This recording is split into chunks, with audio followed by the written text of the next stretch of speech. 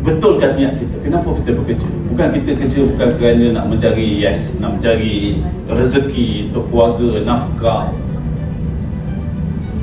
Sebab ini penting. Kenapa kita bekerja ni penting. Peluang menyebabkan kita lama-lama kita terbuai, kita teralpa.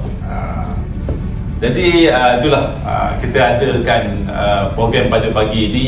Antara lain nak bincang, selain kita berbincang tentang isu-isu, masalah dan sebagainya. So bila kita katakan masa kita banyak habis di pejabat, jadikanlah pejabat itu, rumah kedua kita itu sebagai kita wujudkan suasana bi'ah solihah, ataupun kita wujudkan satu suasana yang kondusif. Sebab itu nanti akan menyebabkan kita cepat sakit, banyak stres, dapat penyakit macam-macam. Momentum diri kita, psikologi kita itu di situ. Ini persoalan saya suka tanya lah. Baik mana kita jemaah kuasa ke, saya di JAKIM ke, tuan-tuan di jabatan, lepas ni tukar ke dakwah, lepas ni pergi ini, sebelum ni ada di UKIN sebagainya. Kita kena betulkan niat kita. Kenapa kita bekerja? Bukan kita kerja bukan kerana nak mencari nak mencari rezeki untuk keluarga, nafkah. Sebab ini penting. Kenapa kita bekerja ni penting. Ada orang dia bekerja kerana KPP. Ada orang dia bekerja kerana penyelia dia. Ada orang dia bekerja kerana macam-macam. Kita kalau kita tanya siapa majikan kita, cuba jawab sikit siapa majikan kita. Pengarah Jain lah, ataupun Maiz lah. Betul, jawapan tu betul. Kalau kita pergi deep sikit dari sudut Sufism, bagaimana kita membina spiritual kita, kekuatan dalaman, modal insan kita ni, majikan kita sebenarnya siapa dia?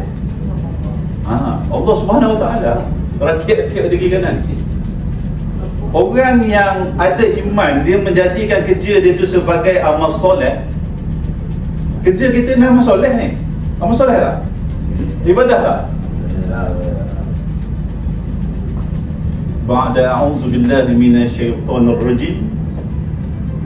Dalam ayat Al-Quran surah Hal adullukum ala tijaratin tunjikum min azabin alim tu'minuna billahi wal yawmil akhir tu'minuna billahi wal yawmil akhir wa tujahiduna fi sabilillah bi amwalihim wa anfusihim ila akhir ayat. Mahukah kamu, Allah SWT kata, mahukah kamu aku tunjukkan, hal adullukum ala tijaratin tunjikum min azabin alim, aku tunjukkan satu investment, satu pelaburan yang boleh membawa kamu keluar daripada azab neraka yang pedih. Ini ayat motivasi. Kita dengar Al-Quran ni kawan, kalau kita tidak boleh memahami dalam konteks literal bahasa Arab tu, kita faham tak maksud dia. Hari ni dalam handphone pun dia maksud dia. Mahukah kamu, kata Allah, aku tunjukkan satu pelaburan yang boleh mengeluarkan kamu, melarikan kamu daripada azab neraka yang pedih. Apa benda? Kamu tu'minuna billah wal yawmil akhir wa tujahiduna fi sabilillah. Kamu beriman kepada Allah Subhanahu Wa Taala, ikut apa yang disuruh, tinggal apa yang dilarang, dan kamu beriman pada hari akhirat. Wa tujahiduna fi sabilillah, kamu berjihad pada jalan Allah. Jihad pada jalan Allah ini, kata Syahid Yusuf Al-Qaradawi, almarhum Syekh Yusuf Al-Qaradawi, dia kata banyak peringkat syahid ini, fi sabilillah ini. Maknanya berjuang ke jalan Allah ni banyak. Yang paling pertama syahid lah. Kita mati kerana mempertahankan agama, akidah, maruah Islam dalam peperangan fisabilillah, macam orang di Palestin. Dan antara peringkat-peringkat itu adalah kita mewakafkan, menginfakkan diri kita ni kerana untuk agama Allah. Ini kita kerja ni, kita mempertahankan apa tuan-tuan? Kita menjaga bahagian kuasa ni, kita melaksanakan undang-undang, kita muat kuasakan undang-undang syariah Negeri Sembilan ni, kerja agama.